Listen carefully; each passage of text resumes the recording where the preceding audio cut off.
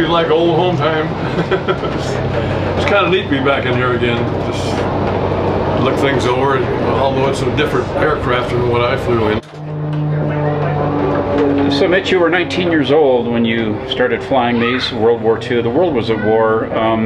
Between 18 and 19, somewhere in there. When you're back aboard the aircraft these years later, I mean, what kind of emotions do you feel? I guess you call it like old home week, maybe. I don't know. It's just, it's been so long. And I've been in so many other airplanes since then, and it's nice to be back again. But so, typical mission day, kind of walk us through it.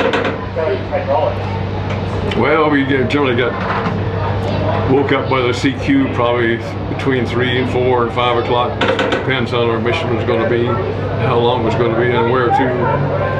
And it was a unusual thing for me because I knew we was going on a mission that day, and as soon as the guy opened the door or turned the door handle, I was awake. And it just came natural, I guess, but after so many times.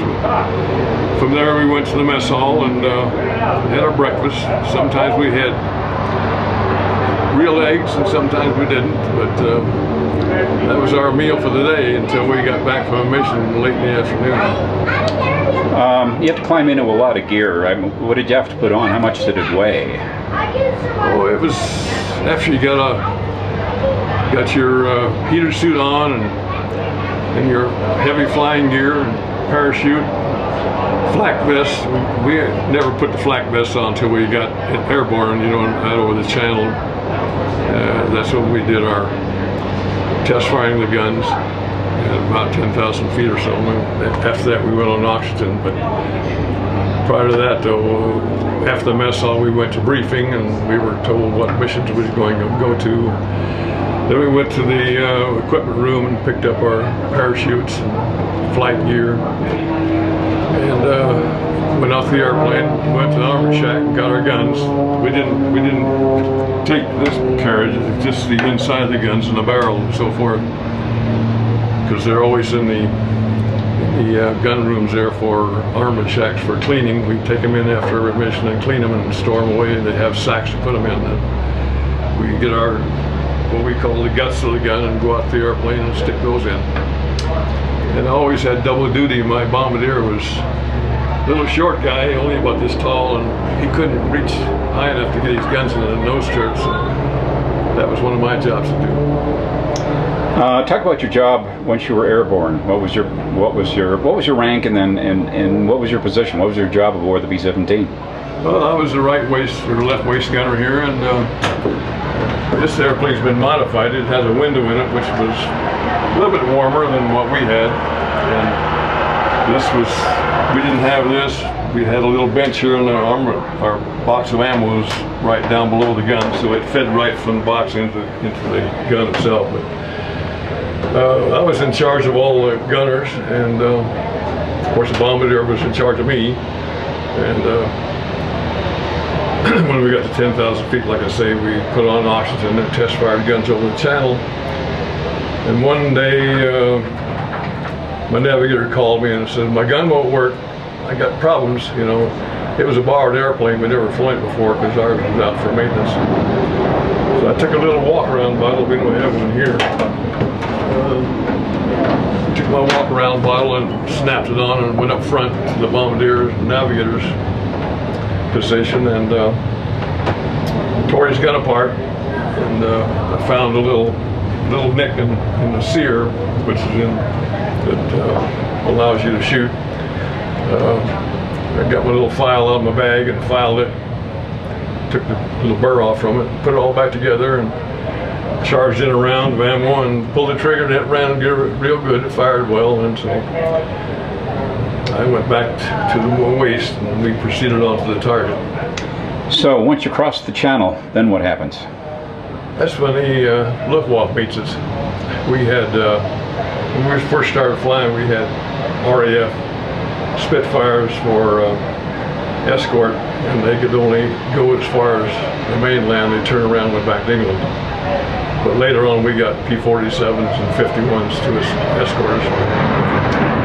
One of the things that have been made, and I've talked to a few other B-17 crew members, and they said that if your formation was tight enough, the Luftwaffe tended to stay away because of all the armament that a whole formation would have. Accurate statement? That's true. If we had a good tight formation, there was more guns to come bear on any intruder. In a loose formation, they generally went after if they could want us. Like our bomb group, if we flew a good tight formation, they would bypass us and go on to somebody else. They like to pick on B-24s also, but because it was a bird that couldn't take quite as much damage as a 17, but I don't think they lost any more airplanes than we did. What about flak? Flak was something you couldn't avoid. All of our missions to different targets, they knew where the flak batteries were pretty much, and so they rerouted us around different hot areas, but it was still available as soon as you got to the target. And it was pretty rugged sometimes. Sometimes you could just see it off in the distance, a big black puffs of smoke, and you didn't worry about that, even up close if you saw it. But if you could hear it, you knew you're in trouble, because that's when that stuff really gets you good. Conditions inside the aircraft, how cold? I mean, you were working in some cold temperatures some days, weren't you?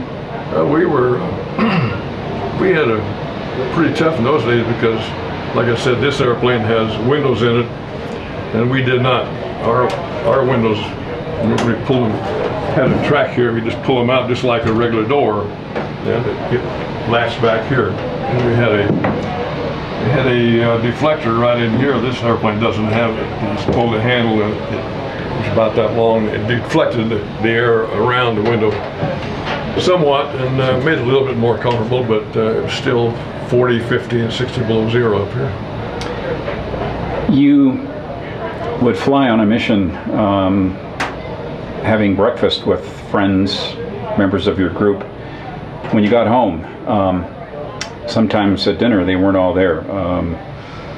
Is that something you ever could get used to, or? No, we never got used to it. It was a mission thing, an everyday occurrence, you might say, because our barracks we had 12 guys in our barracks, and when we got there, of course, our bunks were empty, and they probably lost a crew a day or two before that, so we occupied their beds. And the crew that was in there when we got there, they disappeared a few missions later, and then another crew came in, and they disappeared. So it was expected, you know. We didn't make friends very often, and they were just companions doing the same job we were. But yeah, we lost a lot of good friends, but a lot of good people, but not all of them were friends. There were never easy missions, but is there any one mission where you just maybe didn't think you were going to make it back, and when you did, you wanted to get down on your knees and say thank you? Yeah, the waist gunner, I caught him one time coming off the target about the time we were going back over the channel. He was on his knees, thanking the good Lord for getting us through. And so easy missions were into Calais and the French coast, bombing the V1 rocket sites before we had the V1s, but they knew they were building them. And we bombed the Calais area several times, but not too often. That was considered a pretty easy mission, but they still shot at us quite a bit, and a lot of flak and fighters also, but they were a fast mission, only 4 or 5 hours and we're back. But 11 January is one of the missions that stands out to Regensburg. No, it was Brunswick, 11 January 44. Weather was bad when we took off all over England. And an assembly of the airplanes were all over the place. We finally got our crew together, the group together, and we headed out over the channel. We test fired the guns as usual, and flying on into Brunswick, the weather got deteriorated worse and worse all the time. And they had a recall about the time we got to the target. And most of the bomb groups turned back, but the 94th and the 385th and the 447th, we continued on. And when we got to the target, navigator said, I can't see the target, I can't see it. So our wing commander decided, well, we'll make 180. So we made 180 degrees over the target, which is suicide practically, you know, and we hit the target, about 70% hits after that, and we returned back home, and we had fighter opposition the entire afternoon. When we got back, we lost eight bombers out of our bomb group, which is pretty heavy. How many crew members total would that be if 8 aircraft went down? 10 twin airplane. Wow. So that was a pretty heavy loss for the day, and we lost 159, I think, B-17s out of my bomb group while I was there in 6 months. So that's a lot of people.